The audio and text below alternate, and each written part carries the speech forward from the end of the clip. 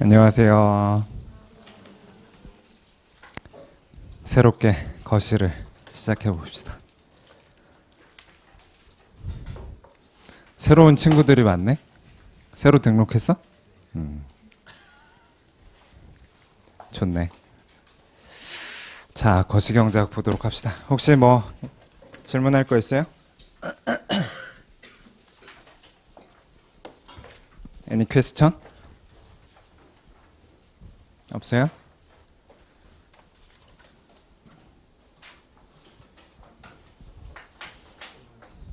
질문 있어?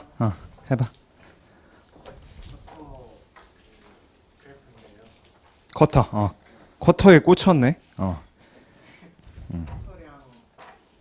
표시된 그 영역과 음. 그 수입업자 이득의 그 영역이 혹시 같은 다시. 쿼터 이득의 영역. 네, 수입업자 이득의 영역과. 그 밑에 밑변이 같은지 음. 음. 어제 봤더니 쿼터에 꽂혔구만. 이런 친구들이 있단 말이지. 출제 빈도가 높지 않은데 꽂힌단 말이지. 꽂힐 수 있다. 자, 그래서 자유무역 시 가격이 이렇게 PW로 주어져 있다. 근데 이제 공급량을 얼마큼 수입량을 얼마큼 한정하냐. 이만큼 한정한다고 봐봐. 근데 거기 책에서 이제 내가 태연이가 뭘 질문하는지 대충 알 것 같아.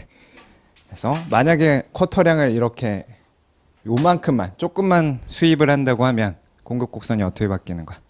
이렇게 오른쪽으로 조금만 이동하겠지? 공급 곡선이. 그럼 수입을 조금만 할 때니까 당연히 자유무역시 가격보다는 많이 오를 거고 원래 무역하기 전 가격보다는 조금 떨어지겠지? 왜냐? 쿼터를 했으니까 수입을 한 거고 수입을 한 거면 공급이 는 거고 공급이 늘면 그냥 국내 가격보다는 낮아질 거야. 근데 당연히 수입을 제한했으니까 자유무역시보다는 가격이 상승하겠지, 그치? 그래서 태연이가 물어본 건 이건가? 뭘 물어본 거야? 이 밑변의 길이와 이 밑변의 길이가 같은 건지 친구가 물어본 거 이렇게 해가지고 이 경우 같은 경우는 어떻게 돼요? 쿼터로 인한 비효율성 어떻게 돼? 여기지?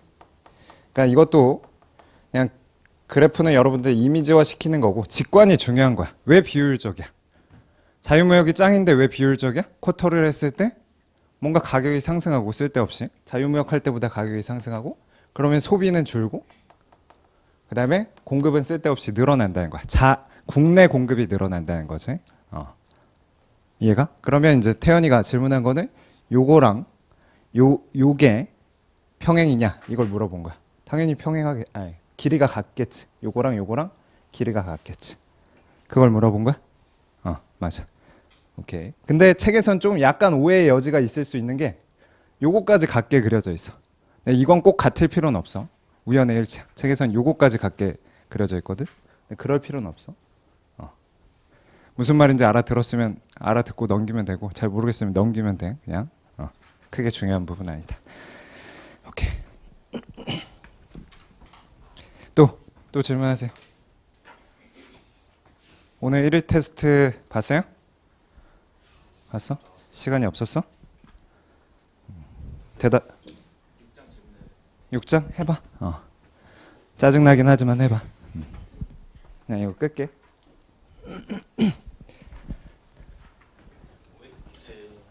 OX 퀴즈. 효용 가능 경계 위 점들에서는 한계 대체율이 동일하다고 되어 있는데 효용 가능 경계 위에서는 한계 대체율이 동일하다. 효용 가능 경계 위에서는 한계 대체율이 동일하다? 저는 아닐 것 같은데 OX가 좀 더 정확하게 효용 가능 경계는 뭐예요? 우리가 세 가지 효율성 조건에 다 만족하는 거잖아. 그치? 맞아? 효용 가능 경계 위에서는 파레토 효율적이다. 혹은 세 가지 효율성 조건. 소비의 효율성, 생산의 효율성, 종합적 효율성 다 만족하는 영역이기 때문에 사람들 간 한계 대체율은 같아지겠지. 그 효용 가능 경계 위 점마다 한계 대체율과 MIT가 같잖아요. 효용 가능 경계 위에서는 MRT랑 MRS가 같겠지. MRT가 경계마다 다 다르지 않나요? 그렇지. 뭐 몇 번을 질문하는 거야? 몇 페이지? 202페이지. 아래서 두 번째, 위에서 네 번째.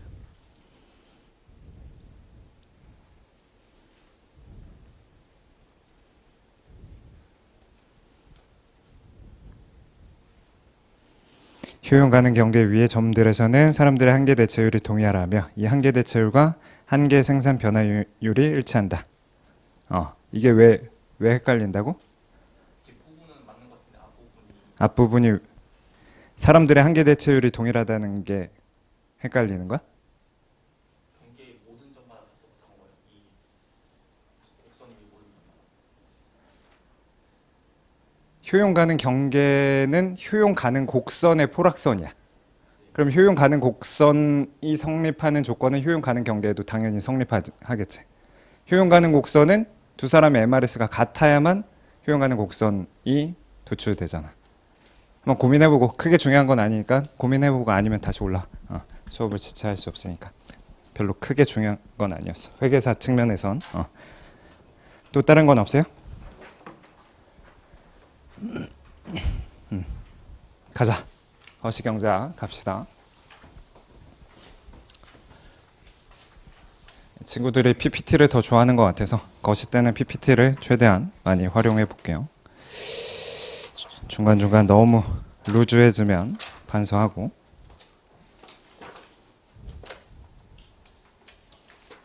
자, 일단 거시경제학과 미시경제학이 어떻게 다를까? 어떻게 다를 것 같아요? 여러분, 거시경제학을 영어로 뭐라고 해요? 마이크로야? 매크로 이코노믹스. 그리고 미시경제학을 마이크로 이코노믹스. 그래서 이제 미시, 여러분들 맨날 우리 하는 얘기도 뭐 미시적으로 접근한다, 거시적으로 접근한다 이런 얘기 많이 하고, 뭐 거시적으로 접근한다는 건 숲을 본다 이런 얘기고, 미시적으로 접근한 건 나무를 본다 이런 식으로 표현을 하잖아요. 그렇죠? 똑같은 거야. 그래서 한 나라의 경제 상황을 보는 건데, 특정 시장에 초점을 맞춘다. 특정 시장. 그래서 우리가 뭐 요거트 시장의 가격이 어떻게 결정되고 요거트 시장의 거래량이 어떻게 되는가. 그래서 특정 시장에 초점을 맞춰서 이제 수요와 공급에 의해서 균형 거래량, 균형 가격이 어떻게 결정되는가. 이렇게 부분적으로 보는 게 미시 경제학이었다면, 거시적으로 봤을 때는 전반적으로 이제 숲을 보는 거지. 나무랑 숲. 자, 숲을 봐서 전반적으로 한 나라 안에서 물가가 어떻게 되고, 사실 거시경제학에서 똑같이 P라고 쓰지만 여기서 이제 물가라고 표현해요. 이따 이 물가가 뭔지를 좀 더 정확하게 볼 거고, 이건 이제 프라이스 레벨이라고 표현해. 이건 프라이스. 그래서 얘는 그 특정 재화의 가격이 되는 거고, 미시경제학에서는 특정 재화에 초점을 맞추는 거고, 그다음에 거시경제학에서는 나라 전반적인 물가에 대해서 초점을 맞춘다. 뿐만 아니라 미시경제학에선 어떤 특정 생산량이 얼마큼 생산되는지를 살펴본다면, 거시경제학에서는 나라 전반적으로 산출이 얼마큼 일어나는가를 살펴본다는 거야. 그럼 당연히 여러분들 숲을 보려면 어떻게 돼? 크게는 볼 수 있지만 자세히는 못 보는 거잖아. 그렇지? 그렇기 때문에 뭐가 더 많이 들어가냐면 가정이 더 많이 들어가. 거시경제학은 가정이 더 많이 들어간다. 그래서 약간 추상적일 수 있어. 미시경제학은 그나마 약간 피부에 와닿는 느낌이라면 거시는 좀 추상적일 수 있다. 그래서 상상력이 많이 필요하다라는 걸 언급하고, 그래서 방금 언급했듯이 거시경제는 뭐랑 다르게? 미시경제 이론과 다르게 미시경제는 개별 경제 주체 그리고 개별 경제 시장을 분석 단위로 삼았는데, 거시경제는 나라 전체를 하나의 분석 단위로 삼는다. 그래서 미시경제학에서 쭉 했던 작업이 뭐였어요? 소비자들이 어떻게 행동하는가, 소비자 이론 2장에서 본 거고, 생산자들이 어떻게 행동하는가 3장에서 본 거고, 그 다음에 시장에서 시장 구조에 따라서 가격과 거래량이 어떻게 바뀌는가를 살펴본 거지. 그래서 완전 경쟁 시장은 효율적인 거래량이었지만 독점이나 뭐 과점이나 그런 생산량은 과소돼서 비효율적이었다. 그런 걸 쭉 미시경제학에서 본 거죠. 그래서 역시 미시경제에서 수요 공급 원리가 거시에서도 적용된다는 거야. 근데 단 개별 시장의 수요 공급이 아니고 뭐래? 거시경제학에서는 총수요랑 총공급의 개념이 도입된다는 거야. 그래서 똑같이 뭔가 이런 그래프를 그려놓고 여기도 P, 여기는 Q가 아니고 이제 거시에서는 Y를 써요. Y. Y가 뭐냐? 일드라고 해서 총산출이라고 생각하면 돼. 산출. 그래서 퀀터티 Q랑 좀 대비해서 거시경제학에선 여기 Y라고 표현하고 그 다음에 이제 수요 대신에 총수요 그 다음에 공급 대신에 총공급 이걸 본다. 그래서 근본적으로는 비슷한 논리를 여기다 적용할 건데 따지고 보면 완전히 다르다. 어떻게 다르냐? 사실 미시경제학에서는 공급 곡선이 왜 우상향했어요? 미시경제학에서 수요는 왜 우하향하고 공급은 왜 우상향했지? 가격이 하락하면 정상제일 때 대체 효과에 따라서도 소비가 늘고 소득 효과에 따라서도 는다. 만약에 열등제라면 대체 효과에 의해선 느는데 소득 효과에 의해서 주는데 대체 효과가 소득 효과를 압도하면 그래도 최종적으로는 소비가 는다. 이런 거 배웠었죠. 얼핏 기억나지? 하여튼 그래서 이제 수요가 우하향하는 거고 공급은 한계 비용이 우리가 완전 경쟁 시장에서 평균 가변 비용, 단기적으로는 평균 가변 비용의 윗부분의 한계 비용이 공급 곡선이고 장기적으로는 평균 비용 윗부분이 공급 곡선이다. 어찌됐든 공급은 한계 비용이고 한계 비용이 체증하는 상황을 상정하기 때문에 공급이 이렇게 우상향하게 그려졌던 거죠. 근데 전혀 달라. 거시경제학에서는 총수요가 우하향한다. 총수요가 우하향한다. 그거를 한국말로 표현해 보면 어떻게 돼요? 총수요가 우하향한다. 총수요가 우하향한다는 건 뭐야? 물가가 떨어지면 총수요가 늘어난다는 거야. 물가가 떨어질 때 총수요가 늘어난다. 왜 늘어날까? 이런 것들에 대해서 살펴볼 거고 그 다음에 이제 총공급이 우상향한다. 이거는 한국말로 표현하면 어떻게 표현할 수 있는 거예요? 물가가 하락한다 혹은 상승하면 총공급이 는다는 거지.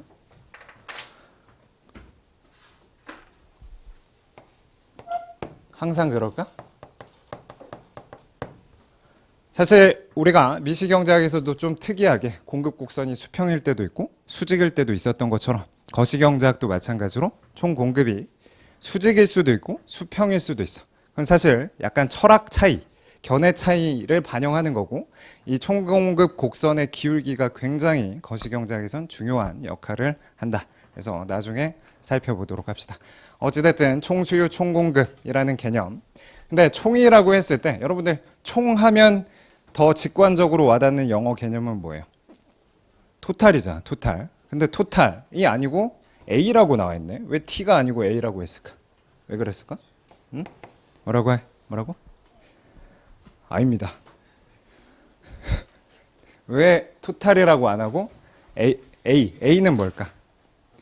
어그리게이트. 어저께 내 영어 발음 갖고 비웃었지? 어그리게이트. 에그리게이트야, 어그리게이트야. 하여튼 이게 집계하는 거야, 집계. 도대체 이 집계가 뭘까? 집계. 좀 이따 보도록 합시다. 집계가 썸이랑 어떻게 다르냐? 썸과 에그리게이트. 스펠링 맞아? 틀리면 알아. 그냥 이해해. 그래서 토탈 혹은 썸과 이 총은 어떻게 다르냐? 집계하는 게 어떻게 다르냐를 볼 거고 이제 거시경제학에서는 집계 변수가 굉장히 중요하다는 거야. 집계 변수. 집계 변수. 혹은 얘를 이제 거시 지표라고도 생각하면 돼요. 거시 지표. 집계 변수, 거시 지표. 자, 이게 뭘 의미하는가 했을 때 여러분들 아까 내가 거시경제학은 뭘 본다고 했었지? 나라 전체적인 경제 활동을 살펴본다고 했어. 여러분들 몸이 아플 때 눈이 아프면 어딜 가요? 눈이 아프면 안과를 가고 목이 아프면 이비인후과 가고 어디가 특정을 초점을 맞추면 거기를 전문적으로 하는 데를 가서 안압을 잰다든지 그걸 살펴보는 거야. 근데 몸 전체적으로 봤을 때는 몸 전체 건강 상태를 나타내는 지표가 있고 그런 게 뭐가 있겠어? 체온이라든지 혈압이라든지 이런 게 있겠지. 마찬가지로 이제 크게 보기 위해서는 큰 측면에서 경제 활동, 한 나라의 경제 상태를 나타내주는 경제 지표가 있다는 거야. 경제 지표.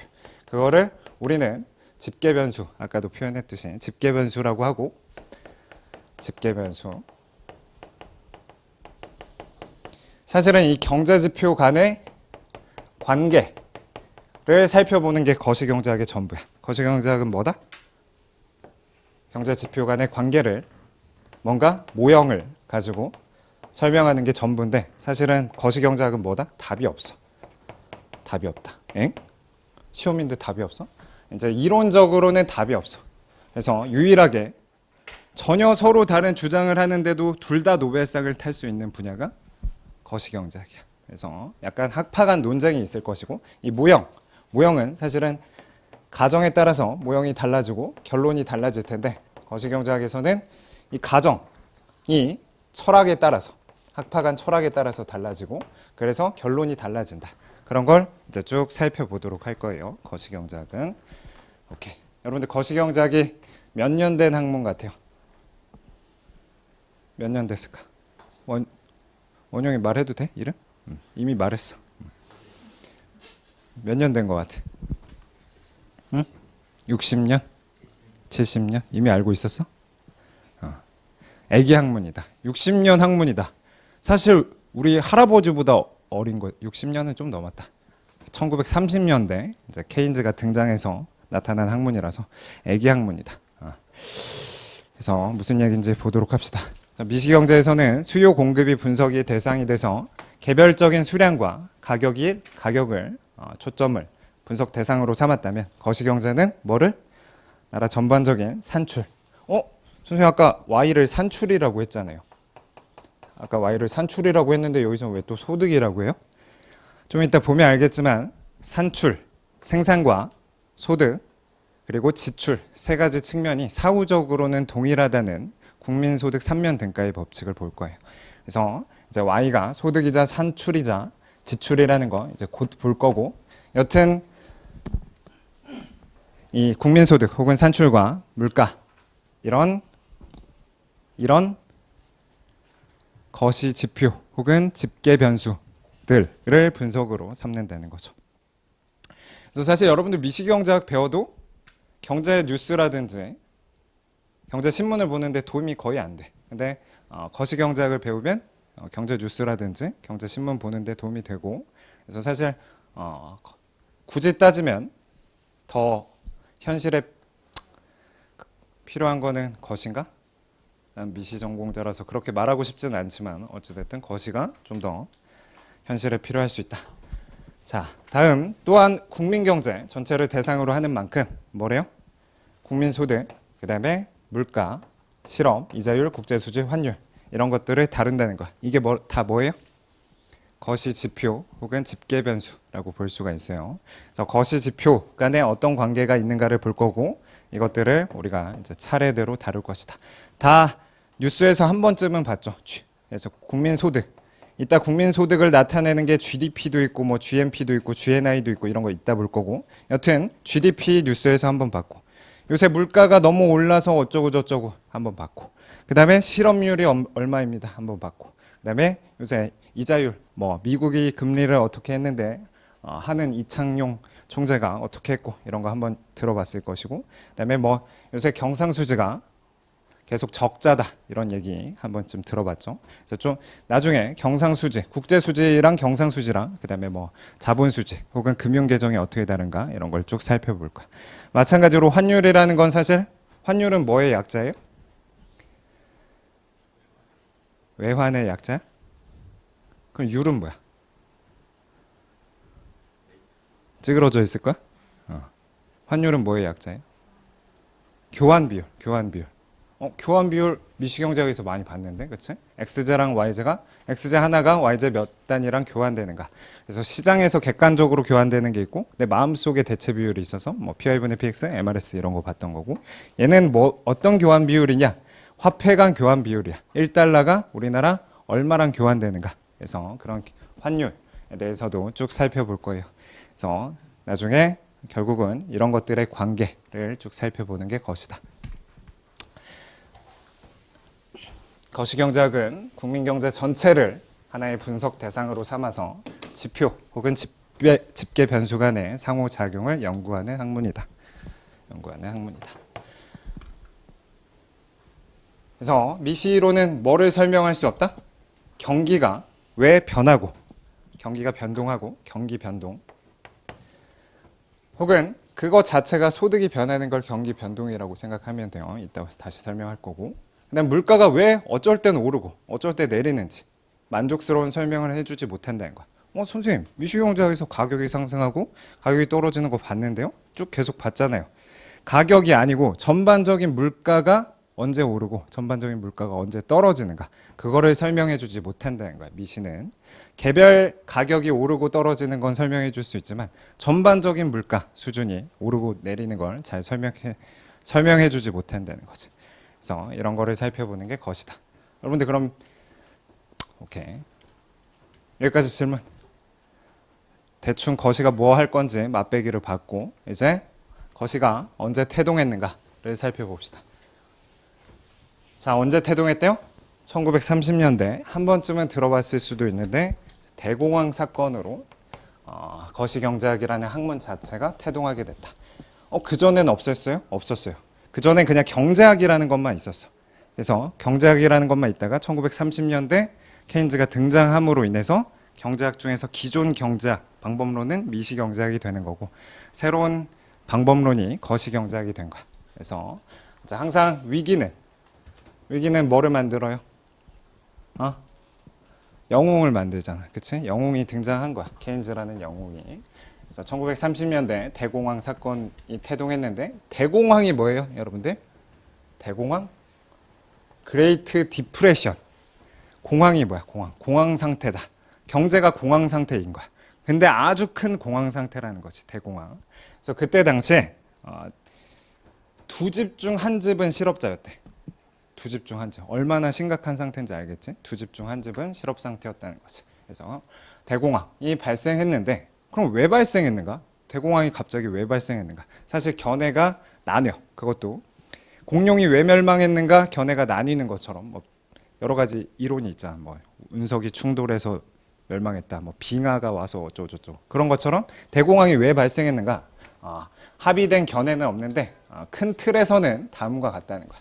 그래서 이제 대공황이라는 건 뭐다? 방금 말한 것처럼 큰 경기 침체를 의미하는 건데, 그때 당시 뭐가? 주가가 하락했어. 여기 똑같은 거 한번 써보면 주가가 떨어졌다는 거지. 주가가 블랙 먼데이라고 해서 주가가 대폭락을 한 거야. 그럼 주가가 폭락하면 어떻게 되겠어?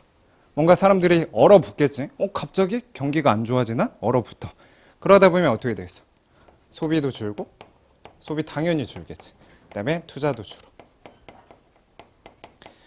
자, 소비도 줄고 투자도 줄이면 뭔가 팔려요, 안 팔려요? 안 팔리지. 그래서 판매가 줄고, 그게 결국 뭐로 이어지는 거야? 재고는 는다는 거야. 재고는 는다. 그러면 재고가 늘다 보면 기업들은 수익성이 안 좋아질 것이고, 그러면 뭐가? 해고가 또 일어나는 거야. 그럼 해고가 일어나면 또 어때? 또 소비가 줄고, 또 이런 판매가 줄고, 또 해고가 일어나고. 어떤 상황이에요? 악순환이 발생할 수 있다는 거죠. 악순환이. 그래서 주가가 크게 하락하고 소득 감소 및 심리 위축으로 소비 감소, 그 다음에 소비 감소에 따라 판매가 줄고 재고가 증가하고, 그 다음에 해고, 실업이 발생해서 다시 소득이 감소하고 소비가 감소하는 이런 악순환이 지속됐다는 거죠. 사실 여러분들 아까 거시 지표 중에 뭐가 있었어요? 거시 지표 중에 여러 가지 있었는데 뭐가 있었지? 실업이 있었어. 실업. 자, 실업은 뭐예요? 실업이 뭐지? 일자리를 잃었다, 이런 느낌이잖아. 그치? 실업. 업을 잃었다, 그런 느낌인데, 그 얘기 가장 간단하게는 노동시장 초과 공급이야. 노동시장에서 초과 공급이다. 일하려고 하는 사람은 많은데, 즉 노동 공급자는 많은데 그걸 고용하는 기업들이 적은 상황. 그게 이제 실업 상태죠. 미시경제에서 실업이 지속되는 게 가능해요? 미시에서는? 가능해요? 초과 공급이 계속되는 게 가능해? 안 가능하지. 미시는 초과 공급이 있으면 어떻게 됐어? 가격이 떨어졌지? 초과 공급에선 가격이 떨어졌다. 그래서 사실은 어떻게 생각하면 되냐면 원래 균형 상태, 노동 수요랑 노동 공급이 이렇게 있다고 했을 때 여기서는 가격이 임금이 되겠죠. 임금. 그리고 이제 총 노동량이 될 텐데 뭐 어찌됐든 이유가 어찌됐든 노동 수요가 이렇게 줄었다고 봅시다. 노동 수요가 줄면 원래 균형 임금 최초 균형 임금을 W0라고 해보자. 그러면 W0 하에서는 어떻게 되는 거예요? 이제 이 흰색은 잊어버리고 흰색 노동 수요는 잊어버리고 그러면 균형 임금은 여기고 바뀐 수요와 바뀐 수요와 원래 공급이 만나는 균형점은 여긴데 단기적으로는 임금이 어떻다는 거야? W0가 되는 거고 그러면 어떻게 돼요? 공급량이 수요량보다 적어서 이만큼이 초과 공급이 나는 거지. 초과 공급. 그게 실업이라는 거야. 근데 미시경제학에서는 어떻게 된다? 미시에서는 이런 초과 공급이 있으면 어떻게 돼? 가격이 떨어진다. 그래서 가격이 임금이니까 임금이 떨어지고 임금이 떨어짐에 따라서 어떻게 돼요? 임금이 떨어짐에 따라서 외생적으로 노동 수요가 줄었다가 맞아? 외생적으로 노동 수요가 줄었다가 임금이 떨어지면 내생적으로 노동 수요가 다시 늘어나는 거야. 그렇지? 그래서 소폭 노동 수요는 늘어나게 되는 거고 반대로 임금이 떨어지면 노동 공급은 줄겠지. 그래서 수요는 좀 줄고 수요는 좀 늘고 공급은 좀 줄어서 다시 새로운 균형을 달성하면 이 균형 상태에서는 실업이 없는 거지. 이 균형 상태에서는 실업이 없어. 근데 현실에서 그러냐? 현실에서 그러냐 했을 때 현실에선 안 그럴 수 있다는 거야. 즉 가격이 안 떨어지고 어떻다? 경직적이라는 거야. 그래서 이거를 뭐라고 표현하냐? 임금의 하방 경직성이라고 표현한다. 임금의 하방 경직성. 임금의 하방 경직성. 임금이 떨어져 줘야 뭔가 초과 공급 혹은 실업을 해결할 수 있는데 그렇지 않다는 거지. 현실에서는 뭔가 임금이라는 게 쉽게 떨어지지 않게 되고 그에 따라서 실업 상태가 유지가 된다는 거지. 그럼 실업 상태가 유지가 되면 아까도 말했다시피 소비는 줄어들 것이고 그럼 또 판매가 안 되고 판매가 안 되면 수익성이 안 좋아서 또 해고가 또 일어나고 이런 악순환이 지속될 수 있다는 거죠. 뭐가 문제가 발생한 거야? 미시랑 다르게 거시에선 뭐가 문제가 발생하는 거야?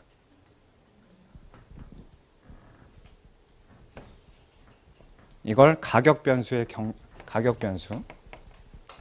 이제 가장 중요한 거시 경제학을 꿰뚫는 논쟁이 등장하는 건데 가격 변수가 경직적이냐 아니면 신축적이냐 뒤에서 계속 등장할 거긴 하지만 뭐 쓰고 싶으면 써도 돼요. 가격 변수가 경직적이냐 가격 변수가 신축적이냐.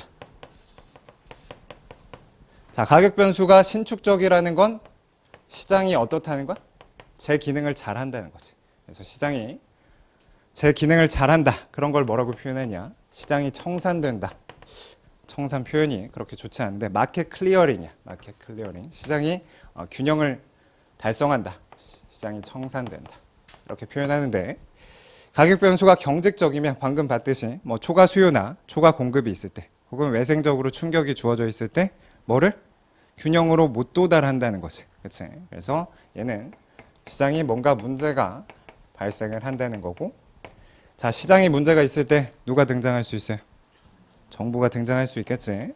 그래서 이제 정부가 정책을 통해서 시장 문제를 해결해야 된다라고 생각하는 두 가지 견해 차이가 존재하고 위에 쪽 시장을 신뢰하는 거. 그래서 시장을 신뢰하면 당연히 정부가 필요하겠어 없겠어. 정책에 대해서 굉장히 비판하는 쪽이 있다. 그래서 정책을 옹호하는 쪽, 정책을 비판하는 쪽 크게 나눠지는데 이 아래쪽을 방금 전에 봤듯이 케인즈 쪽이 아래쪽 견해에 해당하고 이제 고전학파, 클래시컬한 고전학파 쪽이 위에 해당한다. 그래서 사실 거시경제학 계속 보면서 얘네 둘 간의 논쟁이 있었던 거고 70년 동안 계속 논쟁이 있었던 거야. 그래서 이쪽 학파랑 이쪽 학파의 논쟁이 있고 그 논쟁을 통해서 학문이 발전했다. 그게 거시경제학이에요. 그래서 그런 스토리도 사실은 알아야 조금 암기 부담이 적어질 수 있어요. 개별 사실들을 따로따로 외우면 너무 암기량이 많은데 사실 스토리를 알다 보면 암기량이 확실히 줄어들 수 있다. 그래서 일단은 큰 틀을 설명했고 방금 내가 설명한 게 여기 나와 있는 거야. 그래서 미시경제학에서는 실업이라는 게 노동시장 초과 공급이고 초과 공급일 땐 가격이 즉 임금이 하락해서 조정이 된다 혹은 마켓이 클리어링 된다고 했는데 현실에서는 어떻다? 임금이 하방 경직적으로서 조정이 발생하지 않았다는 거야. 그래서 실업이 발생하고 아까처럼 악순환이 계속되었는데 그래서 정부 정책을 강조한 케인즈가 등장을 했고 그로부터 이제 거시경제학이라는 게 태동을 하게 된 거죠. 그래서 다시 살펴보겠지만 케인즈는 이런 악순환을 깨기 위해서 정부가 어떻게 해야 되냐? 정부가 어떻게 해야 되냐? 정부가 갑자기 정부 지출을 막 써야 된다는 거야. 정부 지출을 늘린다. 그럼 악순환을 어떻게 깨? 정부 지출을 늘릴 때 사실 이 케인즈의 견해를 가장 적극 반영한 게 루즈벨트, 얘 뉴딜 정책이야. 한 번쯤 들어봤을지 모르겠지만 자, 정부 지출을 어떻게 늘리냐? 갑자기 정부가 막 사람들 모아가지고 돈 주면서 땅을 파라고 해. 삽질하라는 거지. 땅을 막 파라고 해. 돈 줘. 돈을 줬다. 다음날 또 불러. 다음날 또 불러. 땅 다시 메우라고 해. 뭐 하는 짓이야? 겉보기엔 되게 이상한 짓이잖아. 근데 그럼에도 그때 당시에 정부 지출을 늘림으로 인해서 어떻게 되겠어? 사람들의 소득이 증가하고 소비가 늘어나고 다시 판매가 좀 증가할 수 있고 그러면 이런 악순환을 해결할 수 있는 고리, 물꼬를 틔워줄 수 있다는 거야. 그게 이제 케인즈의 생각이었던 거죠. 그럼 케인즈 생각이 항상 맞냐? 사실 약간 이런 쪽을 주장하는 게 어디 쪽이야? 우리 정치 얘기하면 안 되지만 어느 쪽이야? 약간 그쪽이잖아.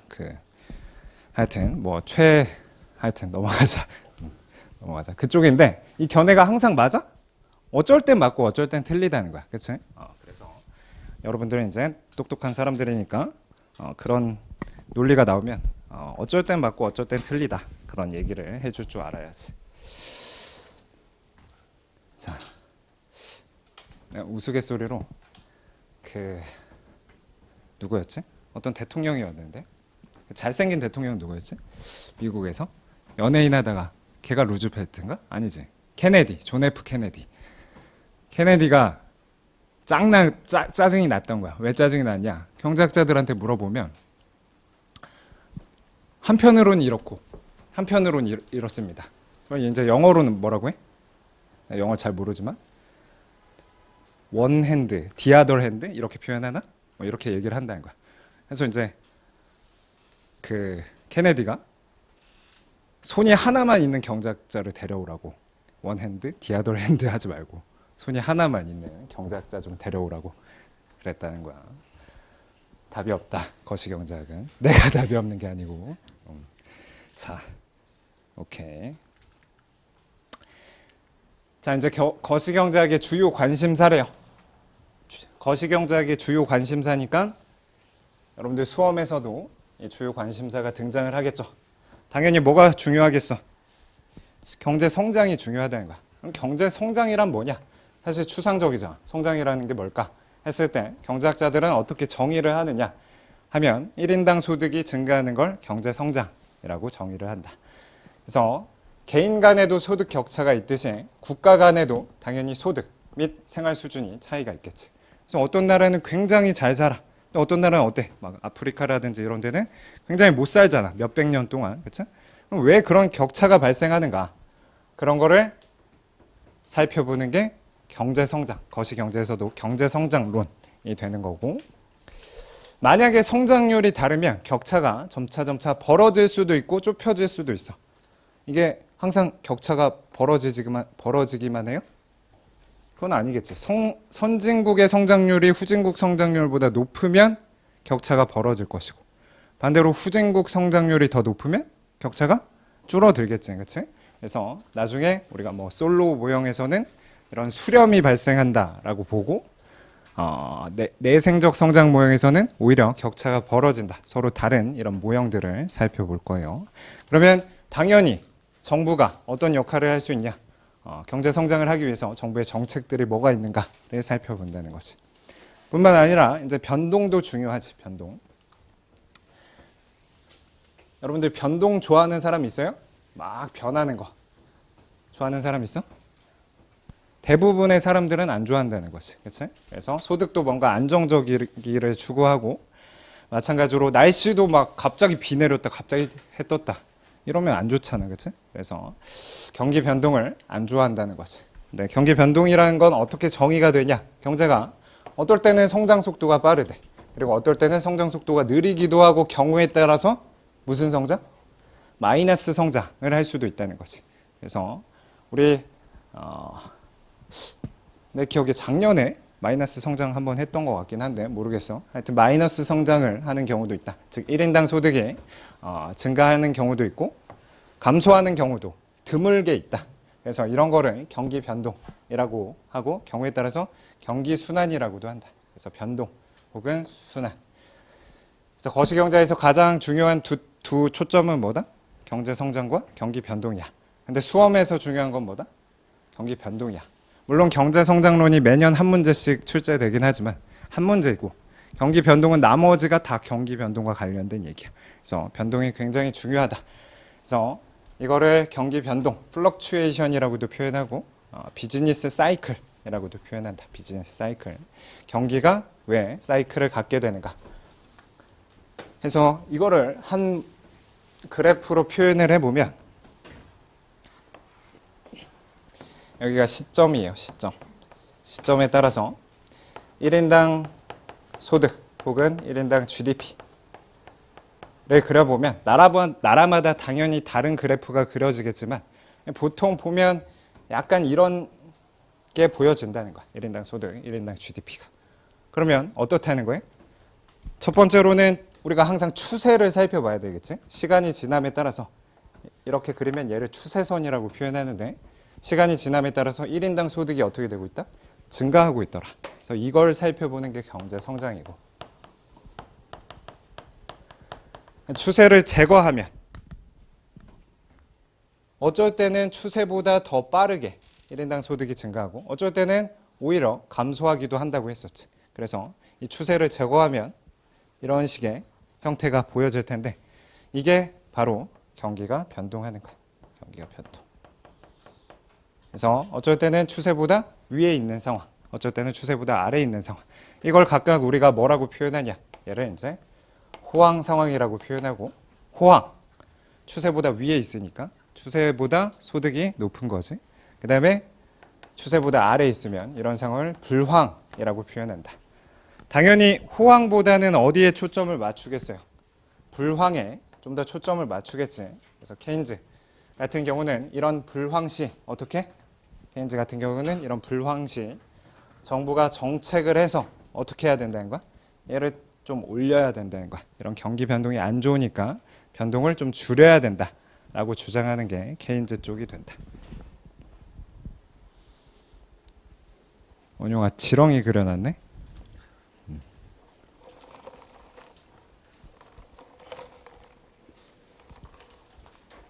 미시 어디까지 들었어? 응? 시장 끝났어? 아, 독점 끝났어? 그래서 경기가 상승하다가 일정 기간 경과하면 하강하고 다시 상승하고, 이런 걸 쉽게 관찰할 수 있는데, 이런 게 거시경제학의 주요 관심 대상이다. 그래서 경기가 좋을 때 호황, 나쁠 때 불황이라고 한다. 자, 아까도 말했다시피 이제 실업이라는 건 사실 노동시장과 관련된, 나라 전반적인 노동시장과 관련된 지표가 되는 거죠. 사실 그때도 말했지만 원래는 어때? 노동시장이라는 게 딱 하나가 아니야.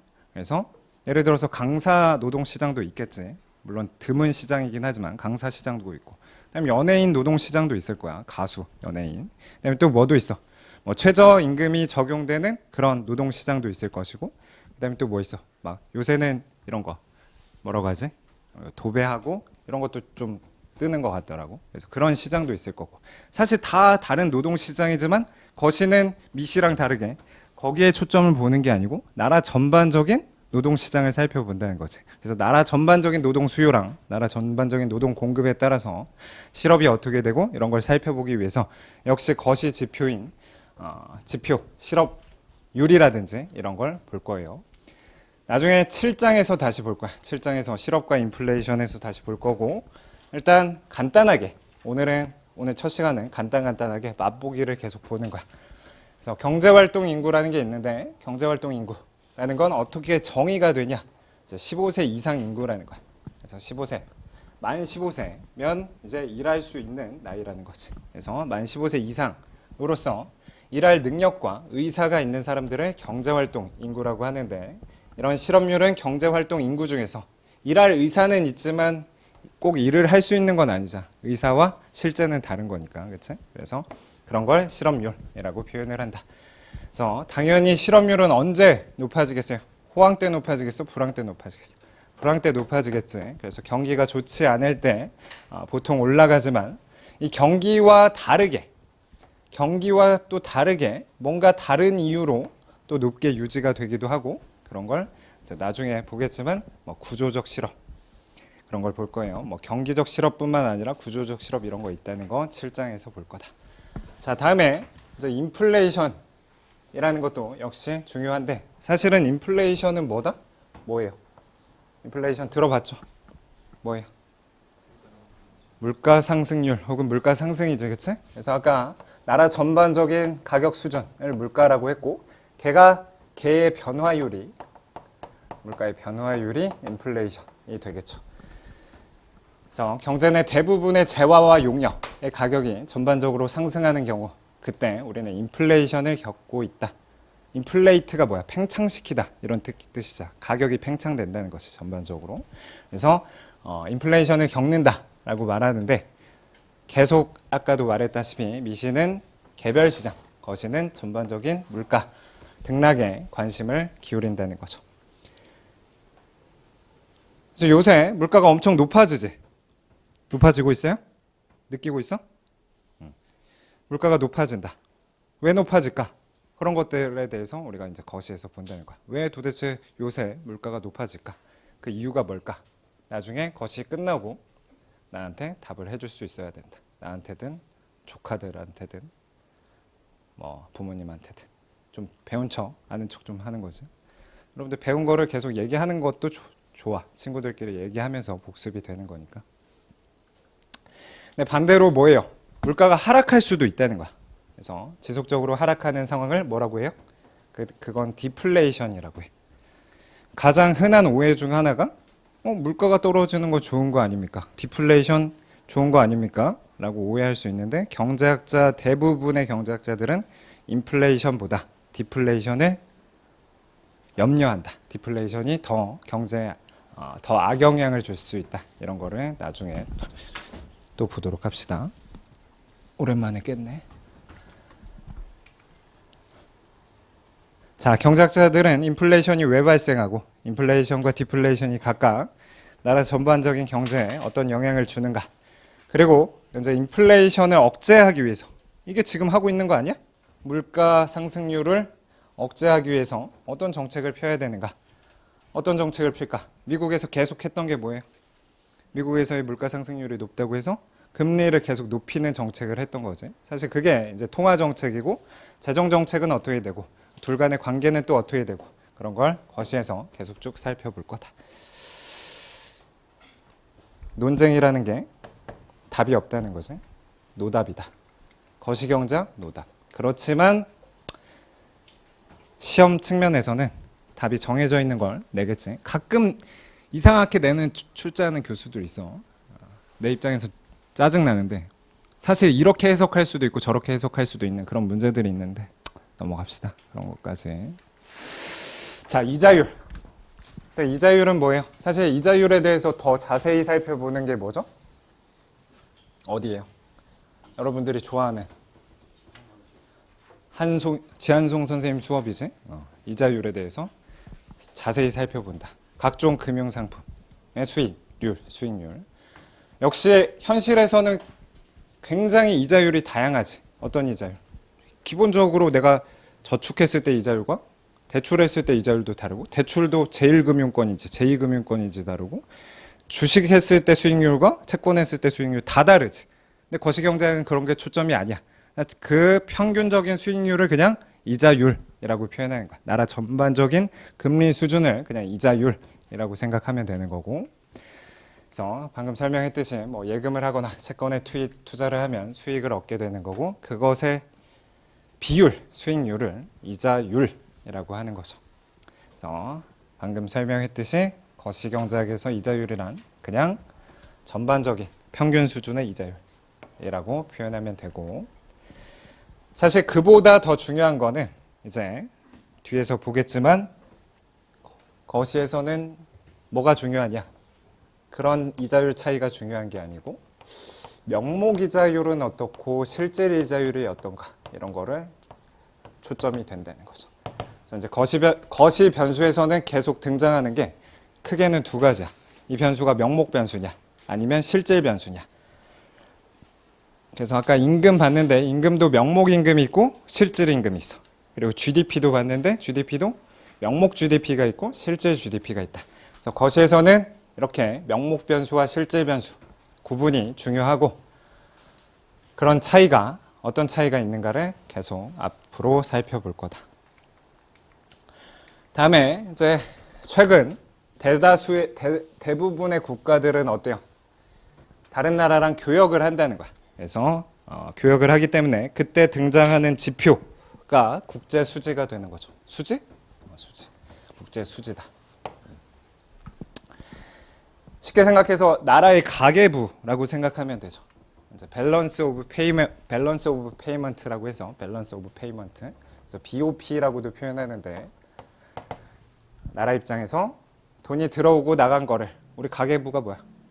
집 입장에서 돈이 들어오고 나간 거를 기록하는 것처럼 나라에서도 그거를 이제 기록하는 거고, 걔가 이제 국제 수지표가 된다. 국제 수지를 기록하는 거. 그래서 국경 간 화폐 흐름을 합쳐 놓은 것, 들어오고 나가고 한 거를 합한 거를 국제 수지라고 표현하고, 당연히 화폐는 언제 이동하겠어? 화폐는 언제 이동하겠어? 재화나 서비스. 서비스를 여러분들 용역이라고 하죠. 괜히 용역하면 어감이 약간 이렇게 용역 그런 느낌이긴 한데, 재화나 서비스가 거래되면 당연히 그 대가로서 화폐가 이동하게 되는 거고, 뿐만 아니라 순수하게 뭐 금융상의 목적으로도 이동하게 되겠죠. 어떨 때 이동해? 어떨 때? 환율차? 뭐 환율차는 지금 중요한 건 아니고, 내가 미국에서 아이폰을 직구할 때도 화폐가 왔다 갔다 하지만, 어쩔 때도 그냥 내가 미국 주식을 산다든지 단순히, 그래서 미국의 금융상품, 금융거래를 할 때도 화폐가 오고 간다는 거죠. 그래서 크게 이쪽을 이제 경상수지라고 생각하면 되고, 이쪽을 자본수지. 옛날엔 나는 자본수지라고 배웠는데 요새는 금융계정이라고 표현한다. 금융계정. 뿐만 아니라 국가 간에도 돈을 빌리거나 빌려줄 수도 있다는 거죠. 얼마 전에 막 터키가 재난이 있을 때, 우리 터키 어떤 나라야? 브라더잖아, 그치? 브라더니까 이제 빌려줄 수도 있는 거고, 국가 간 이제 자산에 투자하는 일도 있을 수 있다. 당연히 흘러 들어온 돈, 흘러 들어온 돈보다 나간 돈이 많으면 그걸 뭐라고 해요? 나간 게 더 많으면 적자지. 그래서 국제수지 적자. 그다음에 들어온 게 많으면 국제수지 흑자. 당연한 거다. 그래서 언제 흑자가 되고 언제가 적자가 되냐? 나간 게 많으면 적자, 들어온 게 많으면 흑자. 그래서 이런 원인들이 어떻게 되고 이런 것들이 누적되면 어떻게 되는가를 우리 9장에서 살펴볼 거예요. 9장 개방거시경제 혹은 국제금융론. 그래서 맨 마지막 9장에서 살펴본다.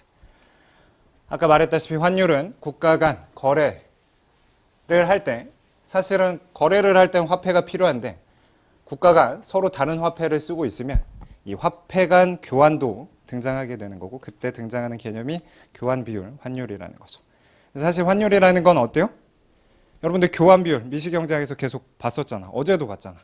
PY분의 PX도 있지만 PX분의 PY도 있지. 혹은 교역 조건이 이 국가 입장에서 교역 조건과 저 국가 입장에서 교역 조건은 엄밀하게 역의 관계라고 했었잖아. 마찬가지야. 환율도 1달러가 얼마냐? 1달러 대충 1,000원이라고 하면, 요새 아니지만 1달러 1,000원이라고 하면 그럼 반대로 어떻게 볼 수도 있어요. 1원은 1000분의 1달러다. 이렇게 쓸 수도 있겠지. 그래서 보통은 뭘 환율이라고 정의하냐? 99%는 이걸 환율이라고 정의한다. 이게 뭐야? 외환의 가격. 외환의 가격을 환율로 정의를 한다는 거지. 그래서 그걸 국내 통화로 표시한 외국 통화의 가격이라고 표현한다.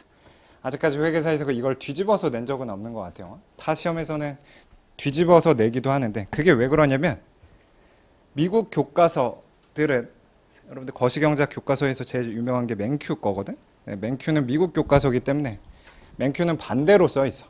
그럼 그거로 출제하면 반대로 나오긴 하는데 회계사에서는 그렇진 않았다. 다 이렇게 출제가 되긴 했다. 그래서 환율하면 1달러가 얼마에 교환되는가? 그게 대부분 통용되는 환율이라고 생각하면 돼요. 그래서 이렇게 환율을 이렇게 정의하면 환율이 상승한다는 건 뭐예요? 외국 화폐 가치가 오르는 거지. 그럼 항상 상대적인 거야. 외국 화폐가 오르면 우리나라 화폐는 어떻게 되는 거야? 떨어지는 거지. 그래서 환율이 상승한다는 건 자국 통화 가치가 하락하는 거고 환율이 하락하는 건 자국 통화 가치가 상승을 하는 거지. 그래서 이거 9장에서 주구장창 계속 볼 거다. 당연히 환율은 외환의 가격이라고 생각할 수 있으니까 1달러가 얼마냐가 환율이니까 가격은 어디서 결정돼? 시장에서 결정되고 외환 시장에서 외환의 수요와 공급에 의해서 결정이 된다는 거지. 환율이 외환의 수요와 공급에 의해서 결정된다. 그럼 외환을 수요하는 상황은 언제고 공급하는 상황이 언제냐? 외환이 언제 필요하겠어요? 수입해올 때 외환이 필요하겠지? 반대로 수출하면 외환을 받아올 테니까 그건 외환의 공급이 되는 거야. 그런 걸 주구장창 9장에서 본다. 오케이. 이제 모형이라는 게 등장하고 경제학자들 항상 욕먹는 이유가 뭐 때문에? 가정 때문에. 그래서 역시 거시경제학도 경제학이니까 모형을 사용한다. 모형은 제가 미시경제학 때도 설명했듯이 뭐예요? 단순화지. 가정을 했다. 단순화. 그래서 거시경제학은 더 단순화를 많이 한다. 더 단순화를 많이 한다. 왜? 크게 보려면 안 보이는 거지. 여러분들 비행기 타면서 아래 보면 어때? 전체적으로 숲은 보이지만 거기에 어떤 나무가 있는지 보여 안 보여? 보이면 여기 있으면 안 되고 막 다른 직업을 찾아야 돼. 그래서 그런 거지. 그래서 이제 중요한 것은 모형이 단순할지더라도 모형이 어때? 의미를 가지고 있어야 된다는 거지. 뭐 당연한 얘기. 수험과는 상관없는 얘기고. 자, 역시 중요한 거. 이제 모형에서 중요한 건 뭐나? 내생변수, 외생변수를 잘 파악하는 거야. 특히나 거시에서는 되게 중요해.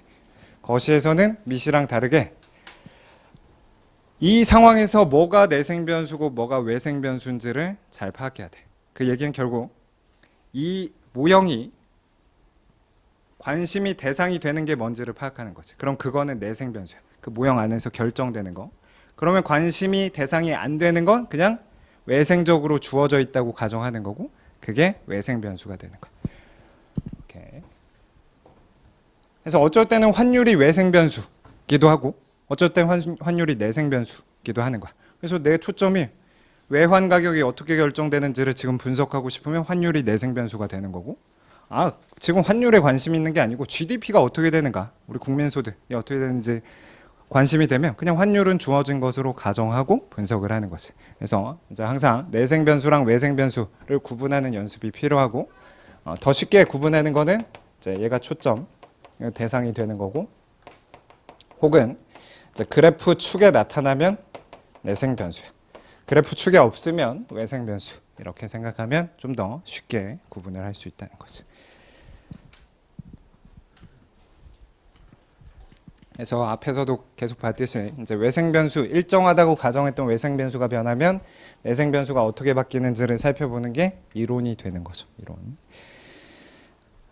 그리고 이건 방금 내가 설명한 부분이다. 10분 쉴까요? 10분 쉽시다.